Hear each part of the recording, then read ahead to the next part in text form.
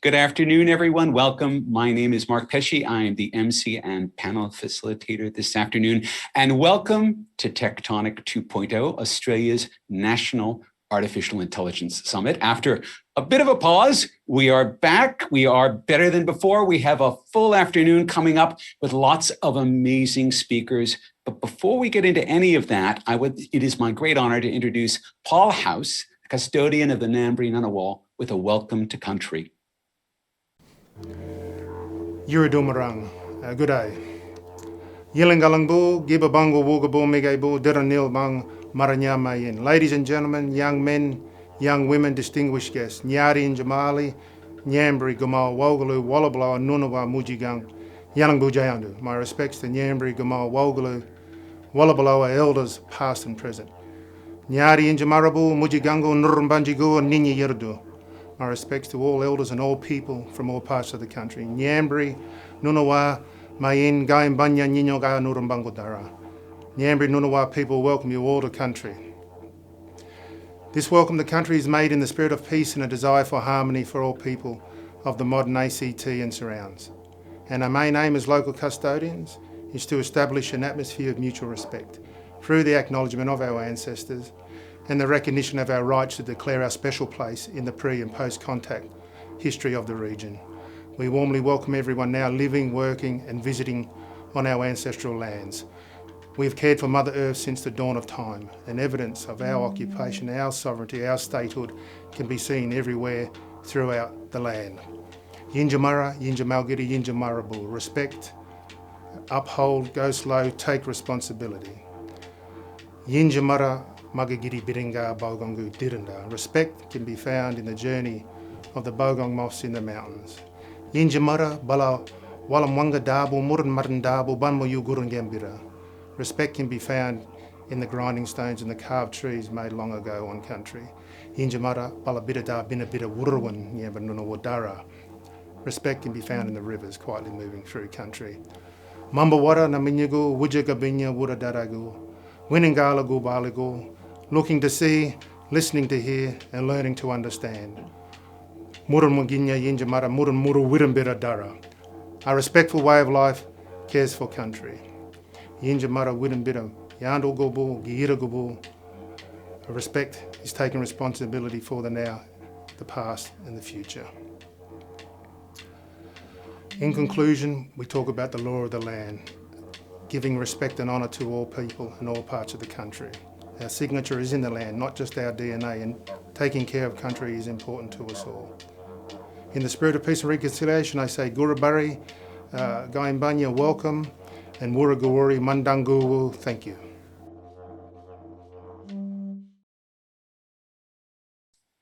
Thank you very much, Paul. Now, a few brief notes about the day today. This is an online event. It's a little different than maybe some of the other online events you've done because it's composed of a series of live streams. And there will be times when I will ask you to go to the next live stream. We will explain that in advance. Don't worry about it, but just know that that is coming up. Now, this is the first one. And if you can see and hear me, well done you. You've done it all right. We are shortly going to hear from the Minister for Industry, Science and Technology. And then we're going to dive into the first of the panels of the day, which is all about the manufacturing applications of artificial intelligence. And when that panel concludes, we will head out after a brief break into 4 breakout panel sessions, which are focusing on the major themes that emerged from the consultations on the AI action plan. So those breakout sessions are responsible and ethical AI, research, development, and adoption, skills in the workforce, and delivering for all Australians. Make sure through all of this today that you keep your browser window open because that guarantees you'll be able to follow us wherever we go. Now, between each of the major sessions, there is a 15-minute break built into the program so that all the technical wizardry can happen behind the scenes, and also so that all of you have time to switch between the live streams. The breakout sessions themselves will run for a full hour, And after they conclude, there'll be another 15-minute break. We will come back for the closing sessions. That's another live stream with a panel opening on the opportunities for Australia in artificial intelligence, then a speech from the Minister for Superannuation, Financial Services, the Digital Economy, and Women's Economic Security, and then some closing observations and reflections on the day by the Chief Scientist of Australia. Now, during the panel sessions, we invite you to pose questions to the panelists. On the right-hand side of your screen, you will see a tab that's marked Q&A. You can ask your own questions there. You can upvote questions that other people have asked there. Those will flow through and we'll have a chance to bring them to the panels. And if you have any trouble at any point today joining or participating in today's program, just send off an email to support@crowdcoms.com.au and they will help you get sorted. All right, so why are we here today? Well, back in November 2019, if you can remember that far back, because it really does seem like it was a world ago, and in this weird time that was the pre-pandemic era, back then we actually held the first Techtonic event at Old Parliament House in Canberra, and I was lucky enough to be the MC of that event as well. We got some of the best minds of the country together to think about AI, and we got the opportunity to get them to think about some hard questions. Questions like, how can we increase the understanding and awareness of the benefits of AI among business decision makers? How can we collaborate to accelerate the development and commercialization of AI-based products and services? How can we increase the number of AI specialists that we need to build and deliver an AI-driven future? And how do we ensure that the benefits of AI are spread equitably across Australia? These are big questions. And the answers to them, well, they have become the inputs to the policy development that followed. And that policy is now rolling out as implementation for taking Australia to the next level. And so to discuss that policy and its implementation, and to help us understand what we're really aiming for in policy outcomes, I'd like to welcome to the Techtonic 2.0 stage the Minister for the Department of Industry, Science and Technology, the Honourable Christian Porter, MP. Take it away, Minister. Thank you very much, Mark, for that introduction. And if I might also just pay my respects to the traditional owners of the Australian lands, past and present. It is a great pleasure to be able to address the National Summit on Artificial Intelligence. And I might commence by saying that as our economy becomes increasingly digital and data-driven, AI technologies will obviously continue to add to our prosperity and well-being, and we will continue to be they will continue to be very necessary as we recover from the impacts of the COVID-19 pandemic. So while AI was once only the subject of science fiction movies, admittedly most of them dystopian, and then a tool essentially to beat grandmasters in chess, it's now undoubtedly making a range of very meaningful improvements in so many of our lives. Professionally, I am a lawyer, and so it was with great interest that I recently read a consultancy group McKinsey report that estimated that 22% of a lawyer's job could conceivably be automated with the assistance of AI, a fact that no doubt many lawyers think is in itself dystopian. But I think it goes to show the enormous impact that AI is going to have on productivity, on professional life, and on the Australian economy. And right now, AI is solving a whole range of national problems. It's improving our health, our safety, our businesses. And a few examples that I've seen in my time in this portfolio. For instance, entrepreneurs at the Sydney-based startup Detected X are using AI to read lung scans. The CSIRO and the National Council for Emergency Services have partnered to develop a bushfire modelling and prediction tool called Spark Operational. The Smart Shield anti-phishing system is a project using machine learning and AI to help businesses stay one step ahead of phishing scams. So the government has developed an AI action plan, and that is part of the government's $124 million commitment that was announced in the May budget to support the development and use of AI in Australia. I'm very pleased today to officially launch Australia's first ever AI action plan. The government's AI action plan is the culmination of very considerable consultation, including with many of the people who are present on this online forum today. That consultation occurred through a process which commenced as part of the inaugural Techtonic Summit. And late last year, the government called for many views, your views, on the development of an AI action plan. This saw around 90 submissions, and I'm sure many of you attending today would have been amongst those providing feedback. That process saw feedback from industry, academia, and civil society, and I want to thank all of those who were part of that process for their contributions. Those contributions inform the government's approach and the measures that have now been developed. As a result of that process, the government identified 4 focus areas that will drive our decisions and support for AI, and which I will speak to. Those are first, developing and adopting AI to transform Australian businesses. Second, creating an environment to grow and attract the world's best AI talent. Thirdly, using cutting-edge AI technologies to solve Australia's national challenges. And fourth, making Australia a global leader in responsible and inclusive AI. So with respect to developing and adopting AI to transform Australian businesses, our first focus area is driving the development and adoption of AI technologies to transform Australian businesses in a practical sense. The actions we are taking will support the uptake of AI across sectors and across industries in Australia. And that includes those AI businesses and startups working to develop the next breakthroughs in AI use. It will also support our existing manufacturing industries to innovate using AI. And it also means encouraging the hundreds of thousands of small and medium-sized enterprises, enterprises around the country to see how incorporating AI can help their businesses.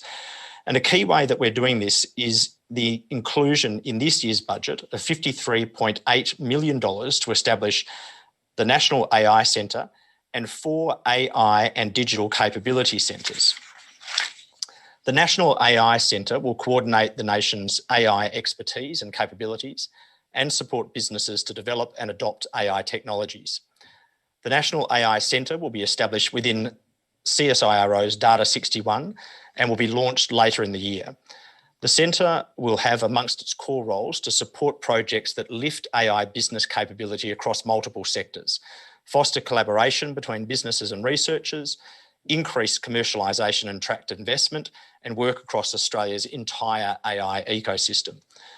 Our 4 capability centres will be industry-led partnerships. They will provide small and medium enterprises with connections to AI equipment, tools and research, access to advice and training, and links with AI experts. These 4 centres will be selected through an open, competitive, merit-based process and will focus on specific areas of application of AI.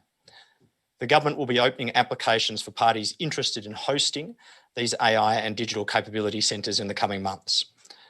So last month's budget also included an additional $12 million to promote AI opportunities in our regions by co-funding up to 36 competitive grants to develop AI solutions that address our local or regional problems. These grants will ensure the benefits of AI are developed in regional communities.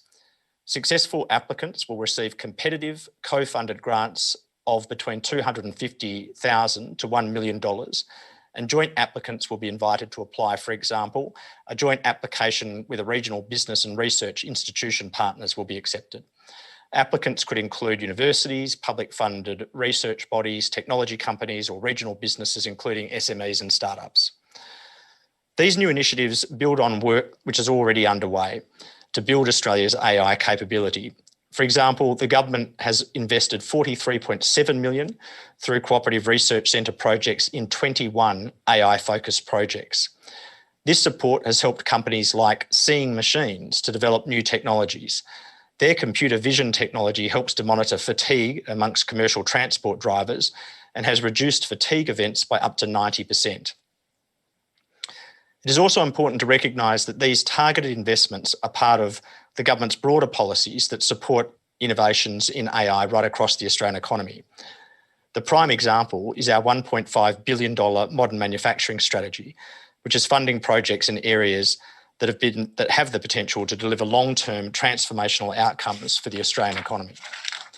These national manufacturing priorities are resources technology and critical minerals processing, food and beverages, medical products, recycling and clean energy, defence and space.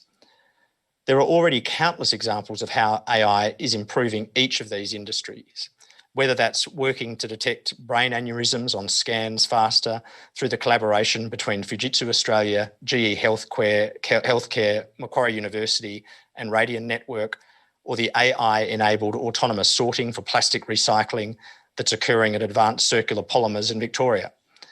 And I'm sure that many of you would agree that AI has much more to offer each of these industry sectors. I believe that AI could play an important role in bringing about transformative changes to Australian manufacturers in these 6 core areas.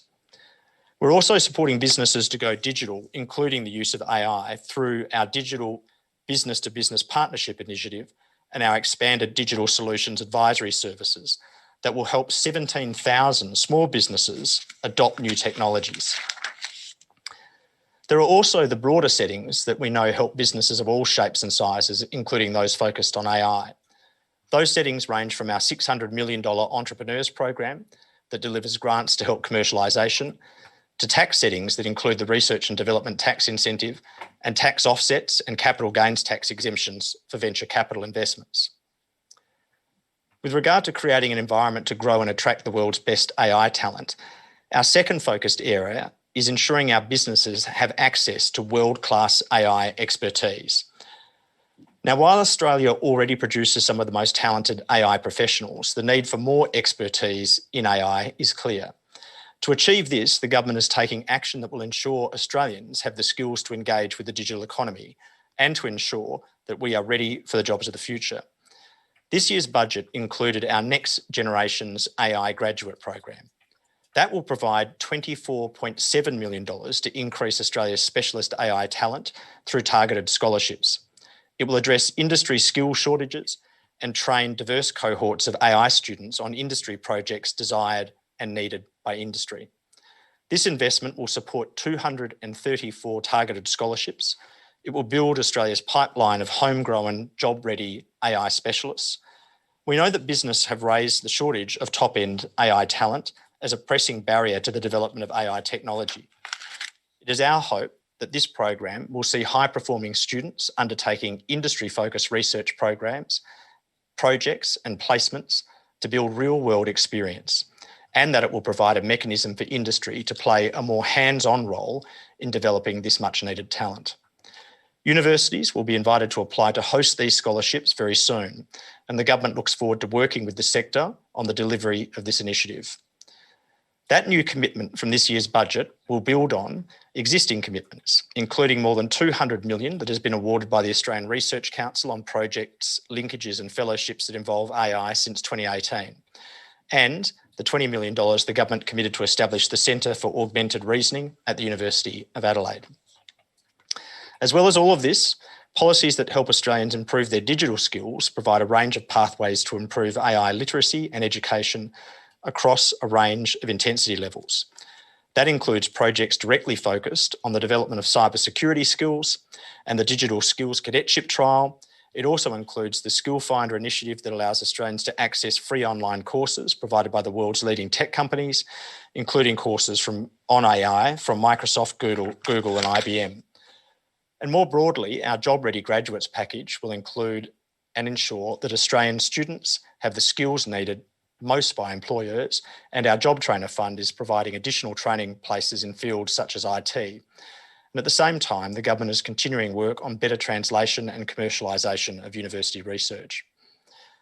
With regards to using cutting-edge AI technologies to solve Australia's national challenges, our third focus area is about harnessing cutting-edge AI technologies to find solutions to known challenges. And the potential that AI has in this regard is something I'm sure I don't need to convince anyone here of. So we are investing $33.7 million in new funding announced in last month's budget to support Australian business to partner with government to pilot projects that will use AI to solve important national challenges, which will be determined by government. Challenges will focus on the industry sectors of AI specialisation identified in the AI technology roadmap, national science and research priorities, CSIRO missions, as well as supporting the modern manufacturing strategy. Australian government agencies will work with successful grantees to implement the pilot projects. At the conclusion of the pilot, government agencies will have an opportunity to procure the AI solution, and grantees will retain the intellectual property of their solution, providing them, very importantly, with an opportunity to commercialise their work.